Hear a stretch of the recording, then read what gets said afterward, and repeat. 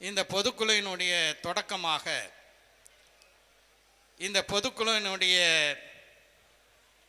தீர்மானங்களை இப்போது நாம் நிறைவேற்றவிருக்கின்றோம். முதல் தீர்மானத்தை முன்மொழிவதற்காக நம்முடைய துணைத் தலைவர் அருமை சகோதரர் PS ஹமீத் அவர்கள் அந்த தீர்மானத்தை முன்மொழிவார்கள். நம்முடைய மாநில துணைத் தலைவர் அருமை சகோதரர் PS ஹமீத் அவர்கள் முதல் தீர்மானம் வருகின்ற சட்டமன்ற தேர்தலில் நம்முடைய நிலைப்பாடை பற்றிய தீர்மானத்தை இப்போது முன்மொழிவார்கள்.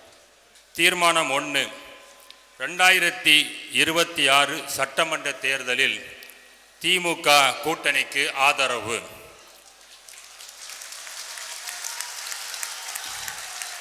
தமிழ்நாட்டு நலன்களையும் தமிழரின் தனித்த பண்பாடுகளையும் மாநில உரிமைகளையும் அடியோடு அழித்திட துடிக்கும் மதவாத பாசிஸ்டுகளின் கொடும்பிடியிலிருந்து தமிழ்நாட்டை காத்து நின்று சமயசார்பின்மை, சகோதரத்துவம், சமூக நீதி, சமய நல்லிணக்கம் ஆகிய கொள்கைகளின் வழியே தமிழ்நாட்டின் ஆட்சியை நடத்தி கல்வியிலும் தொழில்துறையிலும் பொருளாதார வளர்ச்சியிலும் தமிழ்நாட்டை இந்தியாவின் முதன்மை மாநிலமாக்கி ஒன்றிய பாஜக அரசின் ஓயாத இடையூறுகளை கடந்து ஓங்கி நின்று திமுக அரசையும் அதை முத்தமிழ் அறிஞர் கலைஞரின் முத்திரையோடு இயக்கும் மாண்புமிகு முதலமைச்சர் முத்துவேல் கருணாநிதி ஸ்டாலின் அவர்களை இப்பொதுக்குழு மனமாற பாராட்டுகிறது.